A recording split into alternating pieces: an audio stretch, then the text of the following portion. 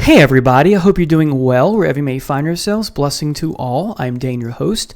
Welcome to another episode in my little mini series where I talk about my favorite album runs of all time. This is a band that is one of my top favorite bands of all time, top 10. This is episode 10, so they are ranked here as the 11th spot, my 11th favorite album run of all time. I'm talking about Mott the Hoople. Let's dive right into their debut. Here it is. It's a little rough around the edges. I would not count this as one of the best debuts of all time, but it is a very good debut.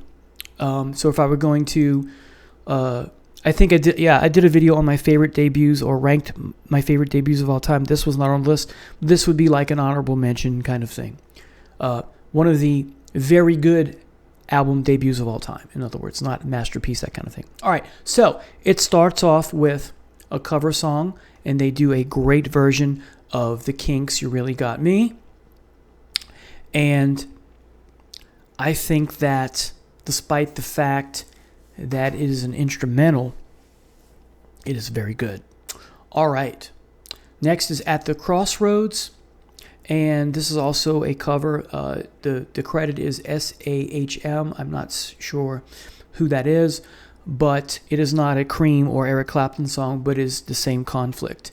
And is a very good song. I do like it. This is one of those albums where Ian Hunter sounds a lot like Bob Dylan.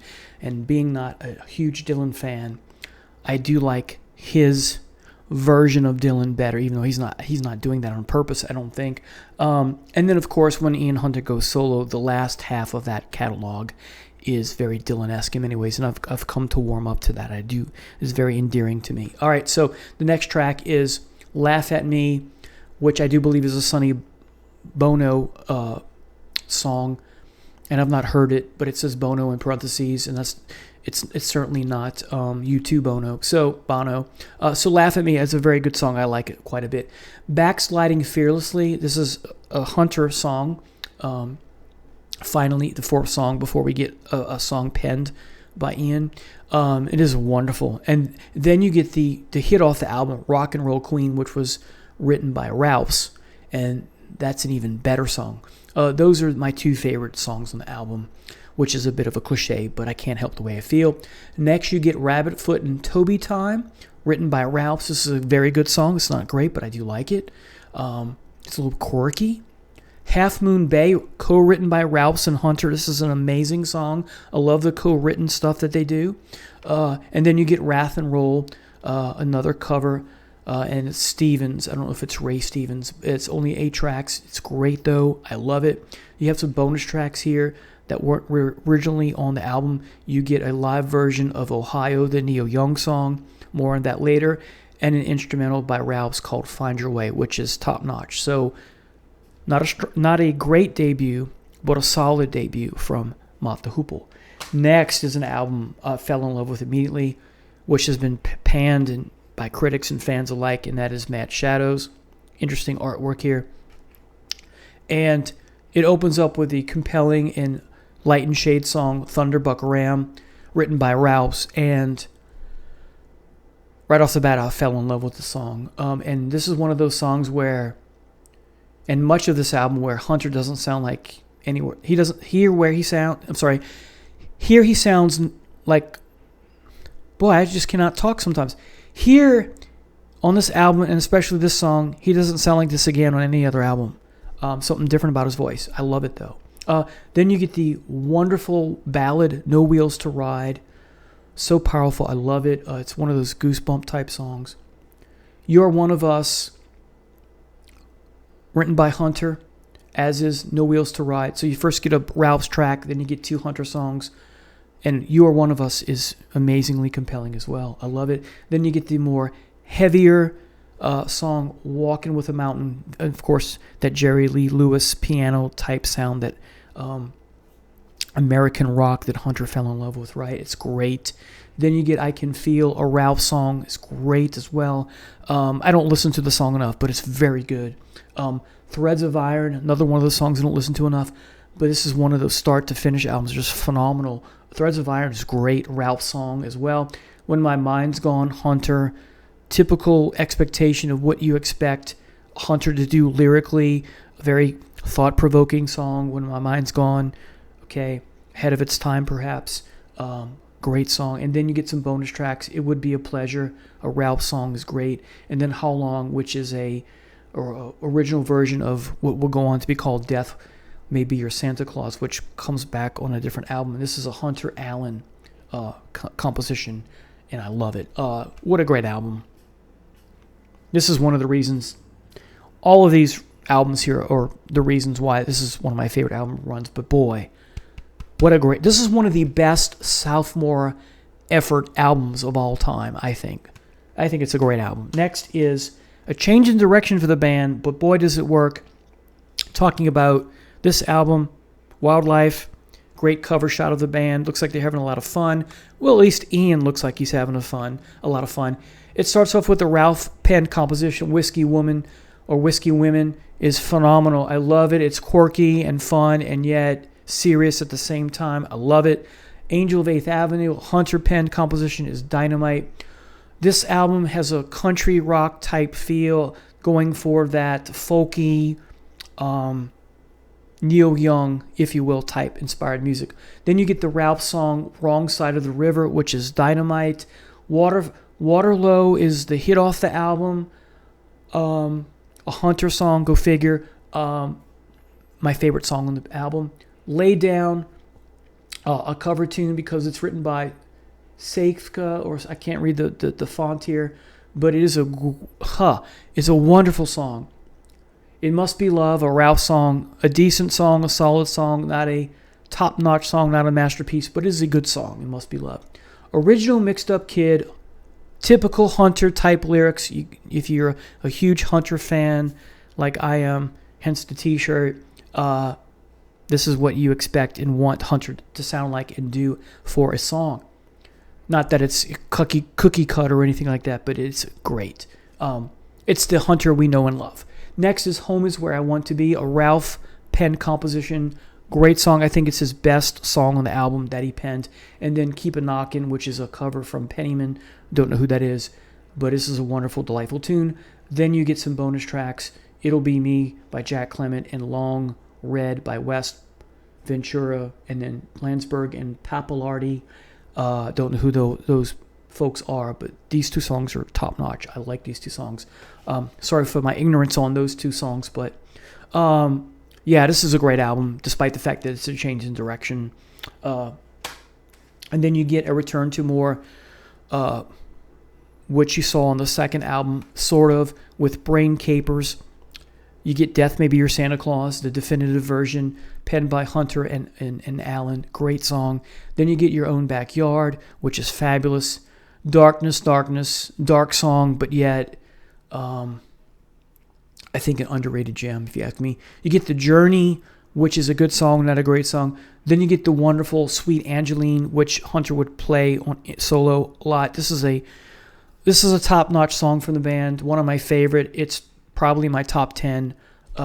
Sweet Angeline, great song. His vocal phrasing is just a wonder here, as it often is. Second Love, kind of my least favorite track on the album. It's an okay song. It's a solid song, but it's not wonderful. Next is The Moon Upstairs, which I think is just dynamite. It's a Hunter Ralph's composition, so go figure.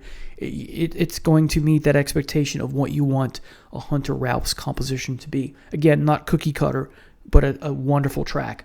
The Wheel of the Quivering Meat, Hunter and Stevens. I don't know who Stevens is, but it's an okay song.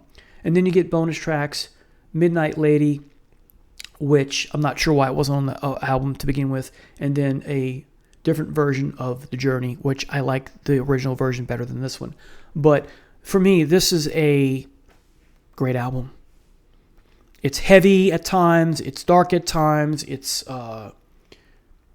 moody, and it's songs like Death May Be Your Santa Claus are kind of foreshadowing what's to come with the next album, and that is All the Young Dudes. And of course, when this came out, they weren't doing so hot. I don't know why. This is a fabulous album. And so, of course, Bowie gives them the song All the Young Dudes, which you can get a Bowie version of as well, as you know, if you're a Bowie fan. And it re-jump started their career. And there's a hint of glam rock here that spills over full force into this. And, of course, the two that follow. And I'm torn between whether this and the next one are my favorite. Most days it's this one. But, boy, this is an absolute masterpiece. In part because of Bowie, but also because of the band as well. They were re-inspired. Sweet Jane is the first track, the Lou Reed cover. It's Dynamite. Mama's Little Jewel is a nice glam rocker. Then you get the ballad / anthem, All the Young Dudes, courtesy of Bowie again. Fabulous song. Then you get the wonderful Heavy for Mott the Hoople, Sucker song. Well, Sucker, 5 minutes and change, great. Then you get the wonderful Jerkin' Crocus, one of their best songs of all time. And then One of the Boys, almost 7 minutes long. One of my favorite songs, sing-along type song, a rockin' tune, great song. Soft Ground, I think, doesn't get enough love for Mott the Hoople fans, and I'm to blame for that because I should be listening to the song a lot more than I do. It is a good song, but it's not great. Ready for Love / Afterlights, almost 7 minutes, goes on to be at least the first part, Ready for Love, goes on to be a Bad Company song. I actually like the original much better, tied to Afterlights. If we're just looking at the Ready for Love part, then I would like the Bad Company version better because of nostalgia and that sort of thing. But if you take both parts of the song as one song, I like it better than the Bad Company, just Ready for Love. And then, oh boy, you get the amazing, just shorter 3-minute song, Sea Diver, which is that compelling, riveting, emotional song, slow ballady song from Hunter, which is, so Sea Diver is to All the Young Dudes as New Wheels to Ride is to this album. It's just that slow ballady tune that is just so captivating, and you want to sympathize with what's going on with the person in the song. So it's great. And Hunter is just a marvel all around. All right, so it's just some bonus tracks. This is the bonus edition. You have different demo versions of all the songs I mentioned, and some live stuff at Hammersmith Odeon 1973, which is good. So some live stuff worthwhile. Next is my favorite, just called Mott. And once described by Rolling Stone as the best album from the best band of the early 70s. High praise indeed. You get the wonderful All the Way from Memphis, one of my favorite songs by them. Then you get the quirky yet lovable Whiz Kid. Hymn for the Dudes, kind of a sequel to All the Young Dudes. It still works. It's a very good song. Not as good as the original. Honolulu Boogie is one of the hits off this album. Now keep in mind, when I say hits, I don't mean necessarily it was a hit single or it was, made the charts, but, goes on compilations and best of and the fans love type thing. Next is the song Violence, kind of quirky like Whiz Kid, but it's a good song. Driving Sister, I just love, kind of from Mott the Hoople, a heavy song. It's a rocker, in other words, it's great. Driving Sister's great sing-along song. Ballad of Mott the Hoople, great song. This was recorded in Zurich. The rest of the tracks, I guess not. That's why it says in 1972. If you're not familiar with the song, check it out. Great song. Then you have I'm a Cadillac / El Camino Doloroso. Wow, like Ready for Love, Afterlights, the / two songs can make one song. It sounds different, of course, but boy, is this a wonderful song. Got a lot of glam stuff going on here, too. This is their full-blown glam album. This would be a very close, if not itself. Sometimes I think it's not full-blown. But overall, these are glam rock albums, courtesy of David Bowie with this one. And then spilling over into here, that inspiration. And then you get the wonderful I Wish I Was Your Mother, which is also another live hit from the band. And then you've got some wonderful bonus tracks. Rose, which was a non-LP B-side to Honolulu Boogie. And you get a demo version of that as well. And then you get a demo of a song called Nightmare, which I wish they would have recorded and made a non-demo of because it's that good. And then you get a wonderful live version of Driving Sister. And then finally, unfortunately, this is the end of the band before Hunter goes solo, and it evolves into Mott and then British Lions. You get the Hoople, which in many ways is a companion to Mott, not just because it makes the phrase Mott the Hoople. But so let's talk about the tracks. The Golden Age of Rock and Roll, great song, not a masterpiece, but it is a great song. Marionette, I'm very fond of, although I've heard people say they poo-poo on that one. I love Alice. Alice is a great song. Crash Street Kids, title you expect the Mott the Hoople to come up with, and it delivers.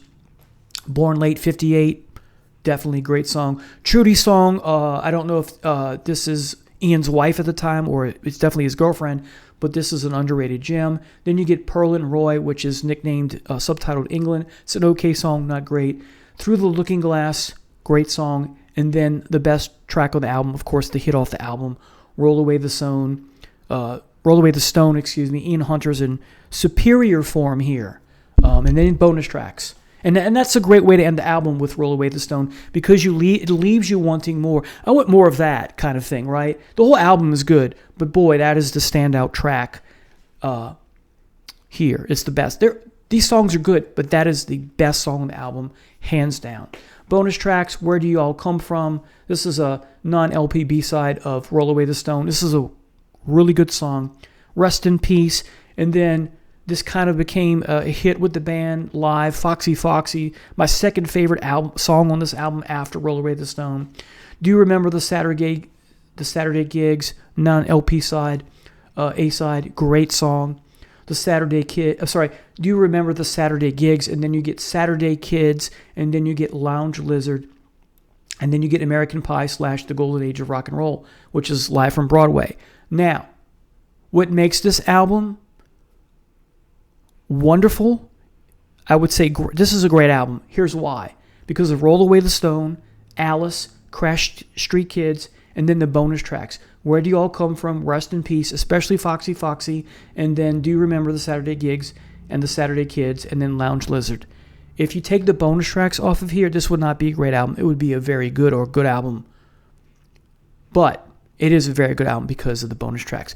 One of the great things about the Mott the Hoople catalog is like other bands like Whitesnake and Deep Purple and Uriah Heep and some others, to name a few, are they re-release the albums with the bonus tracks, which makes the album even better. Anyway, thanks for watching. Take care. God bless. See you soon. Bye.